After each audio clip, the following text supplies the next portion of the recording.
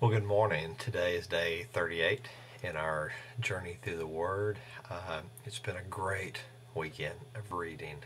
Um, just a lot of things. I just want to go back and kind of recap through the weekend's reading and just leave you with a thought out of today's reading for Monday. Just again, a lot has happened in our reading. The thing that I had not remembered reading in the past was the angel of the Lord who had been leading the people. That was out of 14:19. I remember the smoke, the pillar of smoke by day and the pillar of fire by night, but I didn't remember reading in the past about the angel of the Lord who had been leading the people. And not only leading, but at the time where Pharaoh's army had come to annihilate the Hebrews at the shores of the sea. That angel also then went to the back and helped stand between the army of Pharaoh and the people, along with the pillar of fire. Um, that was exciting to me in knowing that not only was there a visible sign of God, but God also used one of his angels in helping guide. And I believe he does that for us as well. Again, the people of Israel were quick to forget what God had done, and just very short-sightedness. And it's easy for me to want to condemn them for that, but sadly enough, I can say I too often, as probably most of us can say, that we are too quick to forget what God has done. They cried out, "Why did you," and they're talking to Moses, "why did you make us leave Egypt? What are we going to drink?" Despite all God had already done, Israel had no faith in God or his promise of deliverance. Remembering God's faithfulness in all things is important.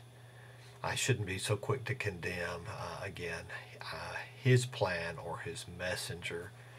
I should, and this comes out of our reading from Saturday, listen carefully. Do what is right. Obey his commands. Keep his decrees. And then God will, and that's his promise, he will. And then out of Sunday's reading, just left with these thoughts: where is my Manusa, my testing place? The place where I've stopped in the middle of the wilderness to be tested. And wandering through the wilderness are difficult times, but there are times that we all face. Either we're going into it, we're in the middle of, or just coming out of that place of testing. And where's my Meribah? And again, those are the place that were together in the reading. It was my place. My Manasseh is my place of testing. My Meribah is my place of arguing against God.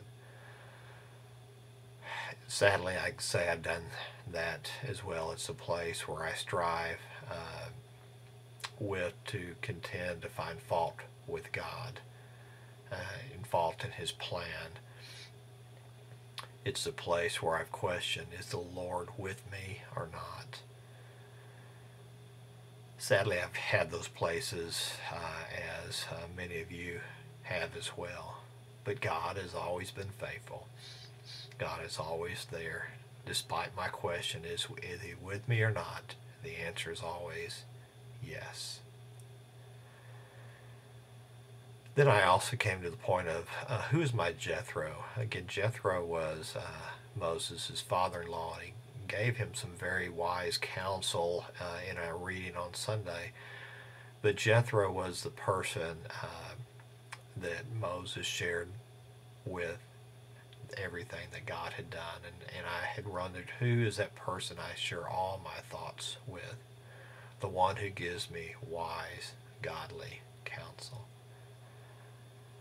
And I can say there are a couple of those in my life that I seek. One of those is my wife, and she is truly a blessing that God has given me, but one that I can share my thoughts with openly and trust her wise and godly counsel.